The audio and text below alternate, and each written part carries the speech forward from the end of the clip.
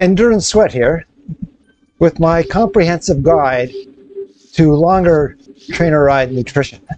One of my subscribers asked me about this and I'm happy to oblige. I do have a history of participating in long endurance events. As a randonneur, I'm a 6-time super randonneur, having completed rides of 2, 3, 4, and 600 kilometers in season.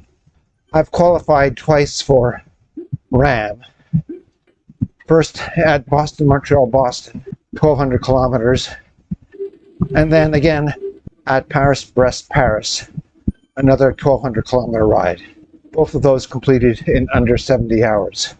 And I have completed all the Zwift routes and have done Uber Pretzel and the full PRL. I've done them twice.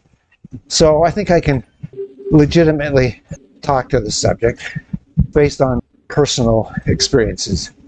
It's a fitting topic for today as I'm doing a longer ride, 130 kilometers. So I have all my nutrition pre-prepared, which I'll go over.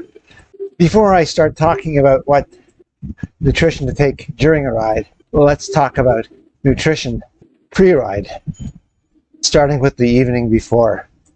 Have a regular sized meal, rich in carbohydrates. You don't want to eat an extra big meal, nor do you want to eat a meal that's high in protein or heavy on fats. All three take a long time to digest and will interfere with your sleep. So a normal sized meal, rich in carbs, can have some protein or fat. If you want to have a beer or a glass of wine with your meal, that's fine, but certainly don't overdo it. And on the morning of the ride, have a bowl of oatmeal, perhaps a banana. Enjoy that with a cup of coffee or two, or tea, if that's your preference. And wouldn't hurt to hydrate with a full glass of water. Now, for short rides, I'm talking an hour or less. You don't really need very much. Bottle of water to quench your thirst. Take sips every 15 minutes or so. I like to supplement my water with some electrolyte tablets. These are these Nun tablets. They work for me, but any electrolyte tablet would work. Or you could use a sports drink, but you don't really need the calories. Now, if it's going to be an intense effort, you could take a gel 10 minutes before the ride starts. This is a Cliff gel, but frankly, any of them will work. There's sugar. So nothing particularly complicated for short rides.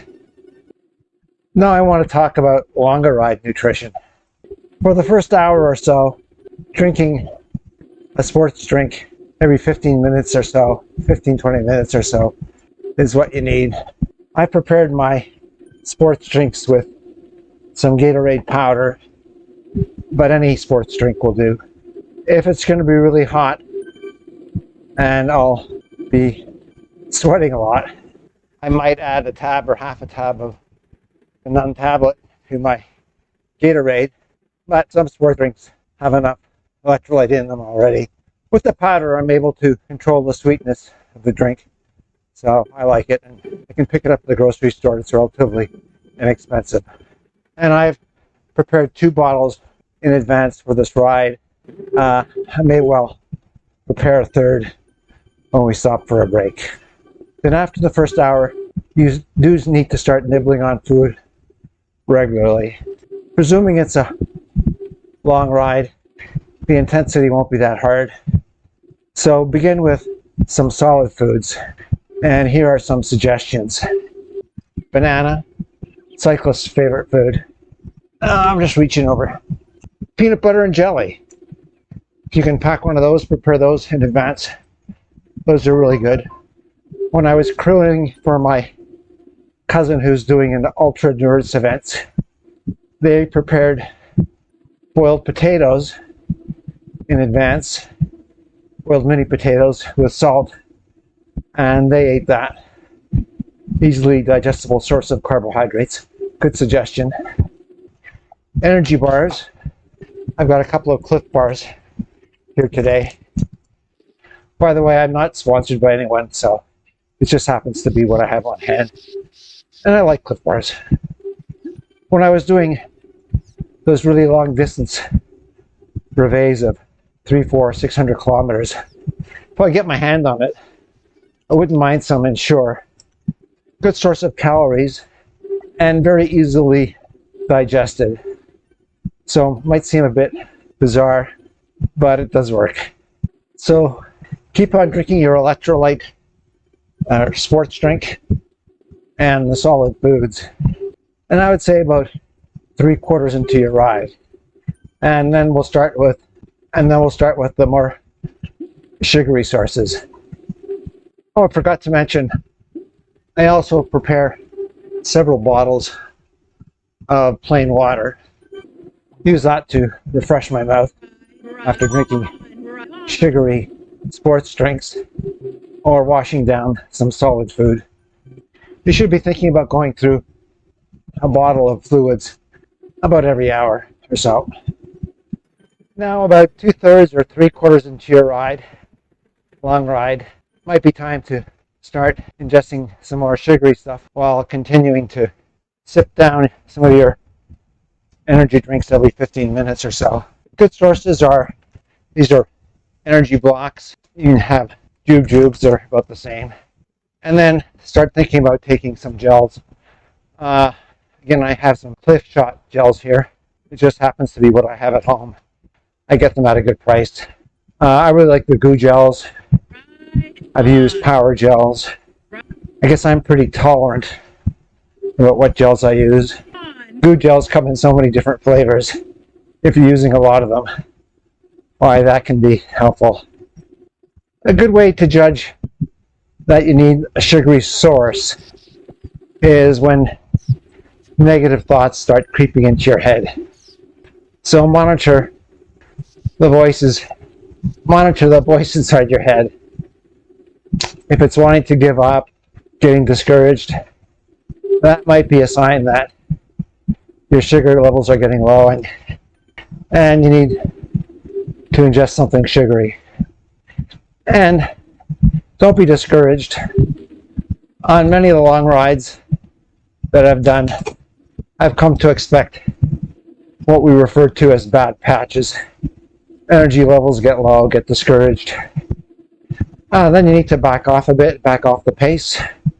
As I suggested, have something sugary. And in 10 or 15 minutes, you'll find yourself recovering a brighter outlook and willingness to keep going on. Now, you've probably seen this can of Coke here sitting on my trainer desk and wondering what that's all about. Well, I learned that from doing Ironman events. Getting toward the end of the event, Coke, typically a can of defizz Coke, is the secret of elixir to give you that last kick to get you to the line. Works well on long trainer rides too. So get yourself a can of Coke, maybe open it early so it's defizzed a bit, and then toward the end of the ride, when you want that extra pick-me-up, have that can of Coke with sugar and caffeine. But don't make the mistake of drinking Coke early. I want to mention that you don't want to overeat on the ride. So if you're having a Cliff Bar, for example, 1 per hour, gels every 45 minutes, I think would be ideal. I tried not to get too scientific about it. I know there's lots of advice of exactly how many calories, grams of carbohydrates and so forth, but those are my rules of thumb. Again, like a Cliff Bar, 1 in an hour, gel about every 45 minutes. Keep on drinking regularly, every 15 minutes or so, more if it's really hot, or if you perspire or sweat heavily. And be prepared for some bad patches, and when you start thinking negative thoughts, why? Go to the sugary stuff. Oh, I just finished my long ride. Just to add something to my video on nutrition, don't forget post-workout nutrition, some carbs and protein. A little peanut butter sandwich, it's pretty good. Banana and yogurt, I like that. Especially Greek yogurt, which is high in protein. And get ready for the next ride. I hope you found this long ride nutrition review to be some helpful guidance. It's gotten me through a lot of long endurance rides, runs, triathlons. Certainly not perfect, and I'm not an elite competitor.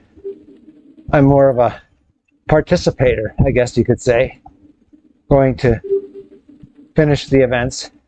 Finish in respectable time, but chances are you won't find me in a podium spot. If you have found it helpful, I appreciate if you'd like my video, give it a thumbs up.